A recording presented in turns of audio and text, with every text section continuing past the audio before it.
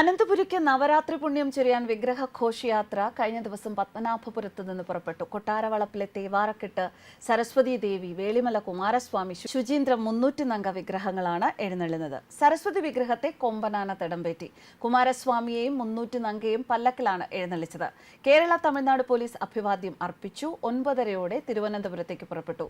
തിരുവിതാംകൂർ മഹാരാജാവ് അകമ്പടി പോകുന്നതിന്റെ പ്രതീകമായാണ് ദേവസ്വം ജീവനക്കാരൻ ഉടവാളുമായി സഞ്ചരിക്കുന്നത്. നാളെ വൈകുന്നേരം ഘോഷയാത്ര തിരുവനന്തപുരത്തെത്തും. കുമാരസ്വാമിയെ കരമന മുതൽ വെള്ളിക്കുതിരപ്പുറത്ത് എഴുന്നള്ളിക്കും. സന്ധ്യയോടെ ശ്രീ പത്മനാഭസ്വാമി ക്ഷേത്രത്തിൽ ഉടവാൾ ഏറ്റുവാങ്ങി ഘോഷയാത്രയെ വരവേൽക്കും.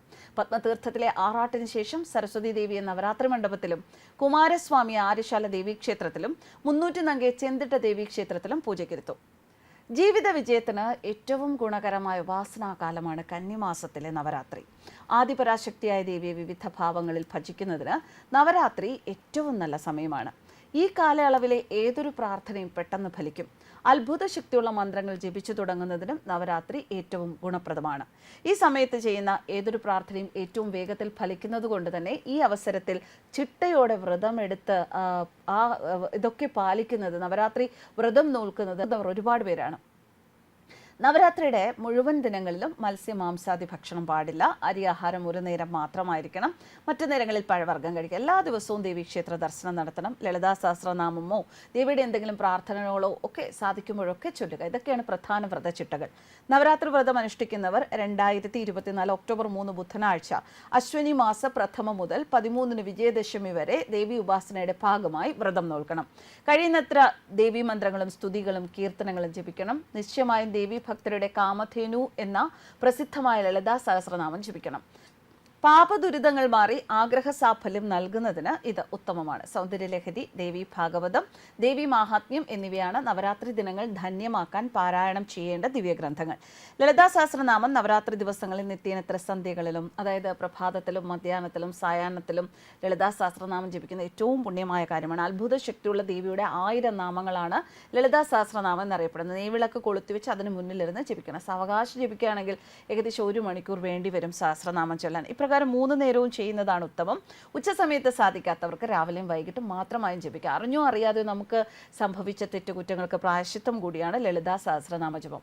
ഇഷ്ടകാര്യ വിജയത്തിനും ലളിതാ സഹസ്രനാമം ജപിക്കാം. പാപദുരിത ശാന്തിയും മനഃശാന്തിയുമാണ് പ്രധാന ഫലങ്ങൾ. സൗന്ദര്യലഹരി, പരാശക്തിയായ ദേവിയുടെ വർണ്ണനയും സ്തുതിയും അത്ഭുത ശക്തി പ്രവാഹമുള്ള മന്ത്രങ്ങളും അടങ്ങുന്ന മഹത് കൃതിയാണ്. ശങ്കരാചാര്യകൃതമായ സൗന്ദര്യലഹരി മനഃശാന്തിക്ക് ഫലപ്രദമായ 100 ശ്ലോകങ്ങൾ അടങ്ങിയ ഈ സ്തോത്രം വെളുത്ത വസ്ത്രം ധരിച്ച് കിഴക്ക് അഭിമുഖമായിരുന്നു രാവിലെയും, ചുവന്ന വസ്ത്രം ധരിച്ച് പടിഞ്ഞാറ് അഭിമുഖമായിരുന്നു വൈകിട്ടും ജപിക്കാം. പലവിധ ടെൻഷൻ മൂലം ക്ലേശിക്കുന്നവർക്ക് മനോധൈര്യത്തിനും മനഃശാന്തിക്കും ഗുണകരമാണ് സൗന്ദര്യലഹരി പാരായണം.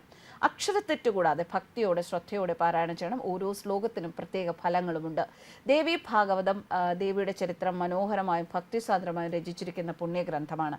ഈ ദേവീ കഥകൾ കേൾക്കുന്നതും സ്മരിക്കുന്നതും മനഃശാന്തിക്കും പാപനിവാരണത്തിനും ഗുണകരമാണ്. എല്ലാ ദിവസവും സൂര്യോദയം കഴിഞ്ഞ് അസ്തമയം വരെ ദേവി ഭാഗവതം പാരായണം ചെയ്യാം. ഇത് 9 ദിനങ്ങൾ കൊണ്ട് പൂർത്തിയായാൽ നല്ലത്. പൂർത്തിയായില്ലെങ്കിലും ദോഷമില്ല. നവരാത്രി കാലത്തല്ലാതെ സാധാരണ കാലങ്ങളിലും പാരായണം ചെയ്യാം. വെള്ളിയാഴ്ചയും ചൊവ്വാഴ്ചയും പൗർണമി ദിനവും ഒക്കെ പാരായണം തുടങ്ങാൻ ഏറ്റവും നല്ലതാണ്. ദേവി മഹാത്മ്യം വളരെ ശക്തിയുള്ള ഒട്ടനവധി മന്ത്രങ്ങളടങ്ങുന്ന പ്രശസ്തമായ ഉപാസനാ പദ്ധതിയാണ്. ഐതിഹ്യങ്ങളിൽ നോക്കിയാൽ ഭൂതപ്രേത പിശാചിൽ നിന്നുമൊക്കെ രക്ഷ നേടുന്നതിന് പൂർവികരായ മാന്ത്രികർ ദേവി മഹാത്മ്യം ഉപാസിച്ചിരുന്നു. ഓരോ അക്ഷരവും ശക്തിയേറിയ ഓരോ മന്ത്രങ്ങളാണ്. ഒട്ടനവധി മാന്ത്രിക പ്രയോഗങ്ങളിലും ദേവി മഹാത്മ്യം ഉപയോഗിക്കുന്നുണ്ട്. ദേവി മഹാത്മ്യം നമ്മുടെ വീട്ടിൽ സൂക്ഷിക്കുന്നത് പോലും വലിയൊരു രക്ഷയായിട്ടാണ് കണക്കാക്കുന്നത്. പട്ടിൽ പൊതിഞ്ഞ് ദേവി മഹാത്മ്യം പൂജാമുറിയിലോ പവിത്രമായ ഏതെങ്കിലും സ്ഥലത്തോ ഒക്കെ സൂക്ഷിക്കുക. ഒരു ഗുരുവിൽ നിന്ന് ഉപദേശമായി ദേവി മഹാത്മ്യം സ്വീകരിക്കുന്നത് പഴയ കാലം മുതൽക്കേ വളരെ പ്രാധാന്യം നിറഞ്ഞാണ്. മറ്റുള്ളവരുടെ ദോഷം നീക്കാൻ പൂജാകർമ്മങ്ങൾ ചെയ്യുന്ന മന്ത്രപ്രയോഗികളുടെ ഒക്കെ രക്ഷാകവചമായി ദേവി മഹാത്മ്യം ഉപയോഗിച്ചു വരുന്നു. നവരാത്രി കാലത്ത് കുറച്ചു വീതം പാരായണം ചെയ്ത് പൂർത്തിയാക്കാം. അശുദ്ധിയുള്ള സ്ഥലത്തിരുന്ന് പാരായണം ചെയ്യരുത്. നെയ്വിളക്ക് കൊളുത്തിവെച്ച് പാരായണം ചെയ്യുന്നതാണ് ഏറ്റവും ഫലപ്രദം. എന്തായാലും നവരാത്രി കാലം എല്ലാവർക്കും എല്ലാ ഐശ്വര്യവും ഉണ്ടാകട്ടെ. കഴിയുന്നവരൊക്കെ നല്ല രീതിയിൽ വ്രതമെടുത്ത് എല്ലാ ദിവസവും ക്ഷേത്ര ദർശനം നടത്തി സഹസ്രനാമം ചൊല്ലി ഈ 9 ദിനങ്ങൾ വളരെ പവിത്രമായി ആചരിക്കാൻ ശ്രദ്ധിക്കുക, ശ്രമിക്കുക. ന്യൂസ് ഡെസ്ക് കർമ്മ ന്യൂസ്.